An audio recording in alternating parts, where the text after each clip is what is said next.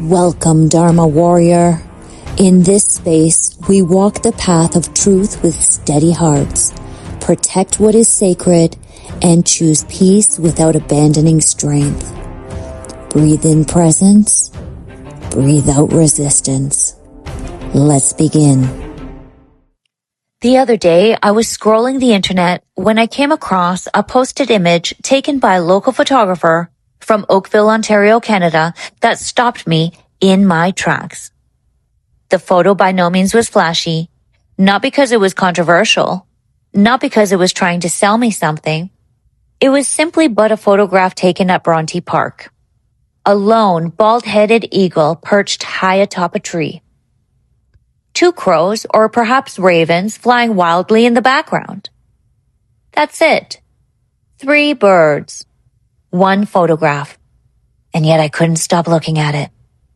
You see, when we encounter something unusual in life, we generally have 3 options.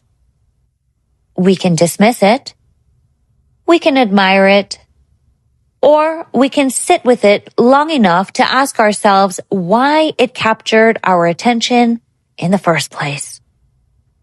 Most people would simply see a bird. Some may see a beautiful photograph, while others see a symbol, a message, a mirror. Perhaps all 3 are equally true. Now, I have only seen our local bald-headed eagle nicknamed Baldy once in my lifetime, flying overhead while driving on the country roads one day while I was clearing my thoughts. So to see this stoic photo of my long-lost friend was quite the sight, as if I was right there seeing this through my own eyes. So I thank this photographer for posting his work, as now you can join me while I describe further what I see.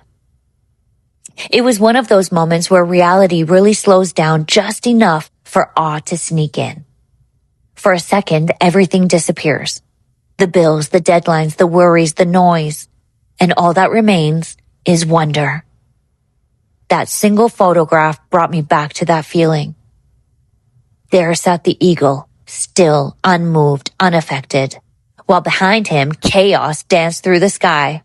The crows appeared energetic, loud, almost playful, as if they had temporarily forgotten who they had sat perched right below them. And that's where the stories began. Not in the photograph, but in my mind. Because photographs don't tell stories, of course, but people do. One observer sees an eagle being harassed. Another sees crows celebrating.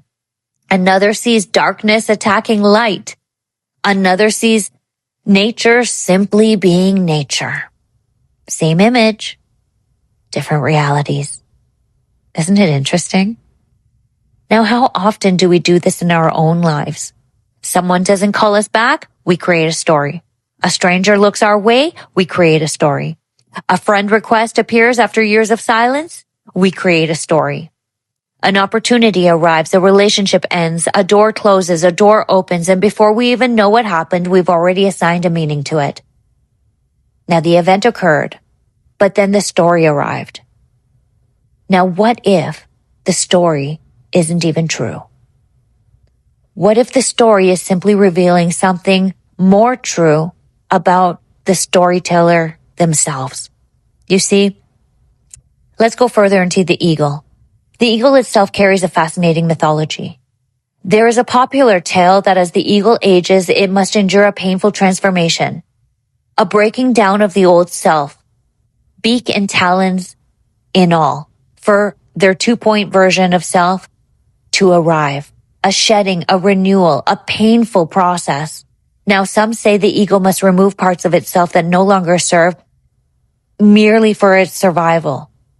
Whether the story is factually accurate is almost irrelevant here, because symbolically many of us understand exactly what this means.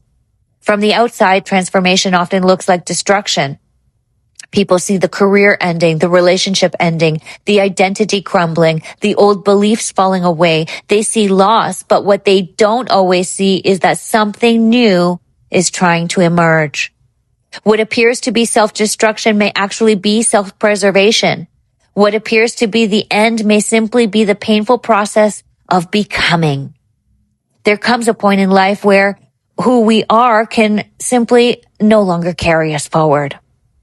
The old beliefs, the old identities, the old wounds, the old coping mechanisms, something must be released. And release rarely feels comfortable. Growth sounds beautiful until it arrives.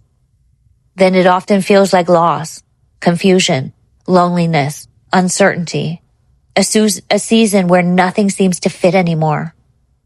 And perhaps that is why the eagle is so revered. Not because it never suffers, but because it continues flying despite the suffering.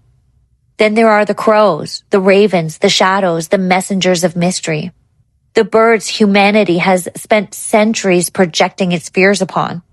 Which brings us to another fascinating observation. When we compare Lilith and Eve, two names, two stories, thousands of years of interpretation, one became the symbol of obedience, the other became the symbol of rebellion. One embraced, one feared, yet depending on who is telling the story, the hero and villain are intertwined and switch places entirely. The eagle, the crow, Lilith, Eve, light, dark, how much of what we believe is truth? And how much is simply the lens through which we are viewing the world? Perhaps the greatest lesson hidden within that photograph has nothing to do with the eagle at all. Perhaps it has everything to do with the observer.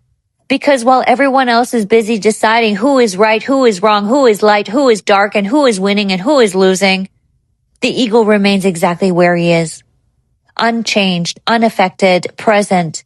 The eagle isn't winning. The crows aren't losing. They are simply being what they are. And perhaps that is the lesson. What if life isn't asking us to defeat the noise? What if life is actually asking us to become so aligned with our own nature that the noise loses its authority?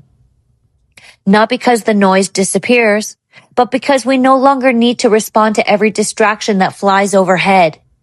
Not every crow deserves your attention. Not every invitation requires your participation. Not every story requires your belief. Sometimes wisdom is found not in reacting, but in simply remaining perched upon your branch, watching, learning, observing, and trusting that truth eventually reveals itself, just as nature always does.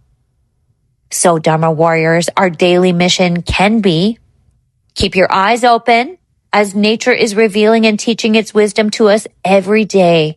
The question is, are we paying attention? Until we meet again, walk with courage, lead with compassion, and protect your peace. We are the same